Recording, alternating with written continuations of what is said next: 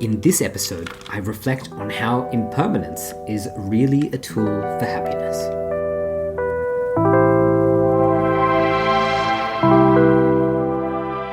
Welcome to Monologues by Hassie.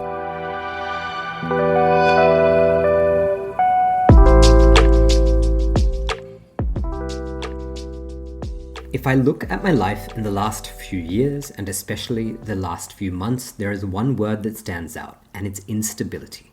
And if I look deeper into that word and think about the concept of something being unstable, it actually comes down to impermanence.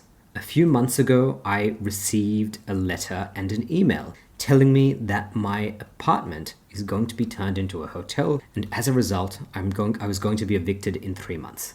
And when I first saw that, I knew deep down that this was something to be expected when I rented this place. I knew this was going to happen to this building. It wasn't like I wasn't aware of it, but here I was facing that reality for the first time. The day had finally come where I had to confront the fact that this place where I live, where I've come to love, and I've made it my own, and I've filled it with these things that I said I was going to fill it with plants and books and paintings. And I have this amazing view of the Sydney Harbour Bridge and the Opera House. It's an absolute privilege, but all of a sudden here I am losing this. And I remember being in that first week thrown into this frenzy. Here I was late at night on my phone looking at realestate.com.au, wondering where am I going to rent next, or maybe should I move to Melbourne and buy an apartment where it's much more affordable and not have to worry about the risk of being evicted by my landlord. And so here I was, this person in this very reactionary mindset, coming up with all these crazy ideas, right? Even thinking about moving interstate because I got an email, a letter.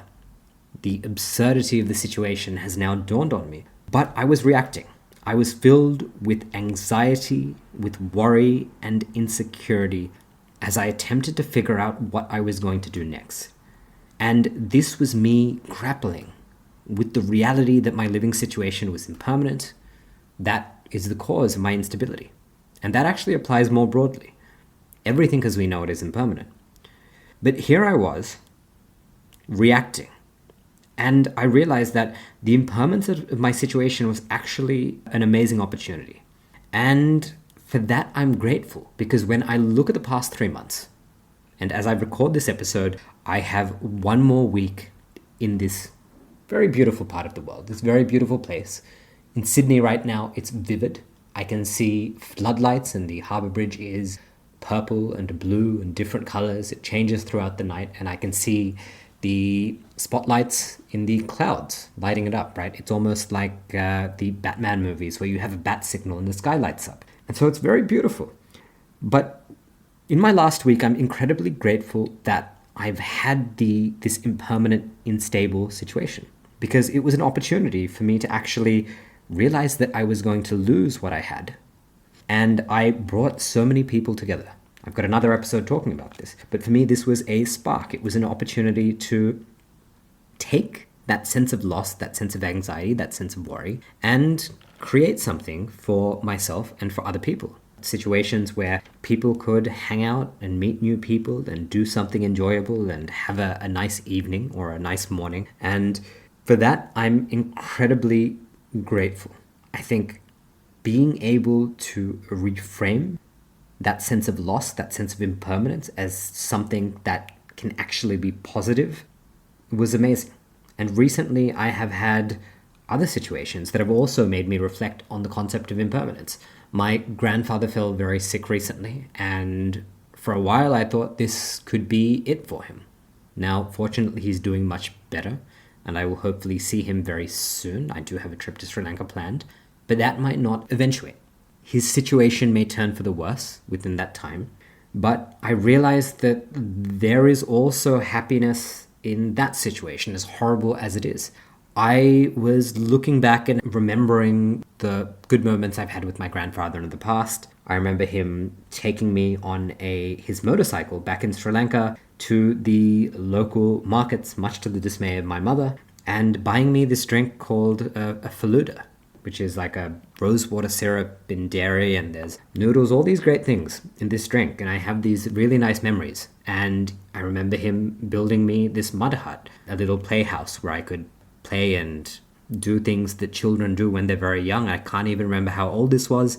And also going down to the river, the local river in the village that my mother grew up in. It's called Yatiyantote in Sri Lanka. And I have all these great memories. And when I look back at them, none of these things exist. My grandparents don't have that house anymore. It was sold many years ago. That playhouse, that mud house I'm talking about doesn't exist. It's been since, long demolished. But the fact that all of these things are impermanent is what makes them beautiful. And there's a small concept in, I think, the Eastern religions, in Buddhism definitely, is the offering of flowers. And it seems very symbolic, I think, to offer flowers to a Buddha statue. It's pointless, but there's actually a rationale behind it. And I actually had some flowers recently. I bought some flowers for Mother's Day. I wasn't happy with them, so I bought a better set for my mother. But I kept those original flowers and I had them in my apartment. And as it happens with flowers that have been cut, they start to fade. Not just flowers that have been cut, all flowers. They start to fade, they start to wither. The leaves will fall off, the leaves will go black, and eventually they'll stop being beautiful. The decay of the flowers, which happens over a very short period of time, in a matter of days, weeks, you realize that there is truly, you will see impermanence in front of you. And you'll see this thing decay. But the reason the flowers are beautiful is because they decay, because they're impermanent. And that is why impermanence truly is a tool for happiness. Whilst there are many things that we are going to lose in this lifetime, all of us will, should we live long enough, will become orphans. We'll first lose our grandparents, we'll then lose our parents. And these are going to be really tough things to deal with. And this week I've had to deal with the idea that I may lose my grandfather. But I was able to look back on all those positive times. Being in the village, going to the river, being on the motorcycle, going to the market, having the faluda. Even with my apartment, losing that. Benign, not as serious as losing my grandfather. But I was able to experience all these wonderful things by being here. I've had immense personal growth, being in a part of Sydney that is very different to where I grew up. Being able to gather my friends together and host these events for them, that has been a wonderful thing. It is impermanent. These things exist in the past. Every morning when I look at the Sydney skyline, that too is impermanent. It is changing all the time. Just like how my building is becoming a hotel, there are buildings I see being constructed in the distance, in the skyline. There are also buildings that will come down in the future. And all of these things are changing. And it is natural for us to be sad, and I think there is nothing wrong to mourn the people and places. And I think the last thing we should really mourn is things. It's the most impermanent, and I think it's the least meaningful, these objects. But I think it is okay to mourn them, but we need to realize that the beauty of all these temporal things comes because they're impermanent.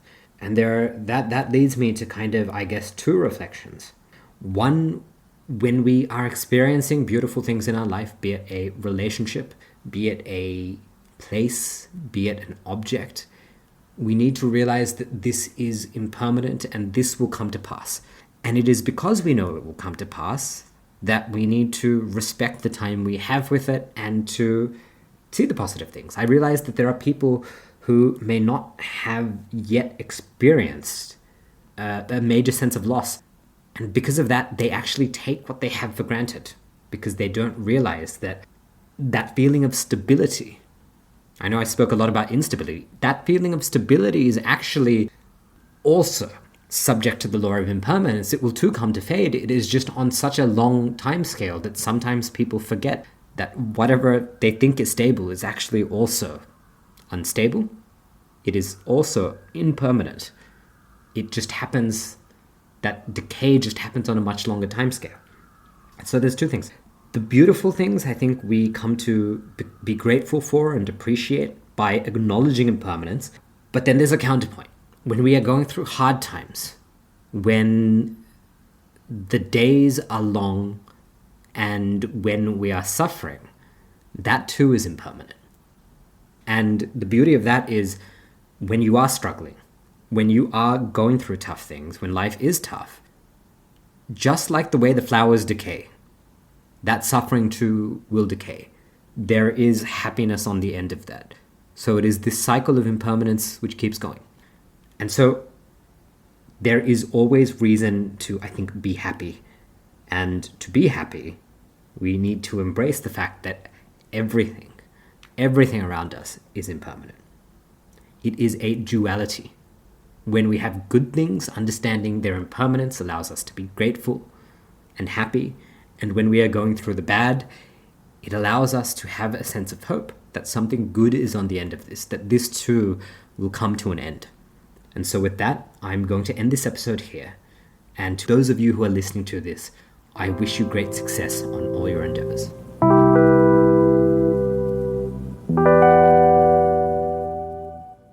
You've just made it through another episode of Monologues by Hassie. It brings me great pleasure to know that you made it to the end. To listen to more episodes, subscribe on your favorite podcast app or visit monologuesbyhassie.com. Thanks for swinging by.